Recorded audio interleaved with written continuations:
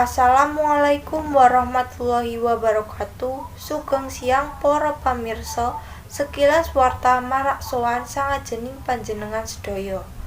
Kaliyan kula Irma Hastuti Setianingsih lan rencang kula manah enggal pertiwi.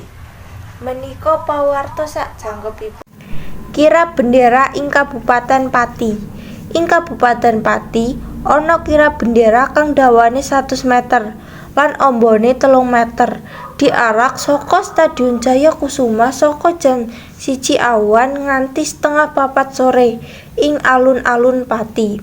Acara kirab iki dianakake kanggo mangeti Dina Kesaktian Pancasila 1 Oktober 2018 lan kanggo mbangkitake jiwa nasionalisme pemuda saiki kang arep luntur. Miturut Ketua Forum Komunikasi Putra-Putri Purnawirawan TNI utawi Polri Indonesia FKPPI Pati Endang Sri Wahyuningsih ngendika yen piyambake matur suwun marang pihak kang melu acara iki lan sing peduli karo kegiatan iki. Piyambake pangarep-arep kegiatan kaya ngene iki dianakake setahun sepisan.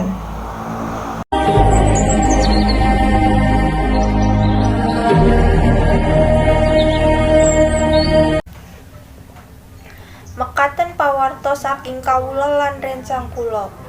Ngaturaken menawi wonten kalebatan nyuwun agunging pangapunten. Wassalamualaikum warahmatullahi wabarakatuh.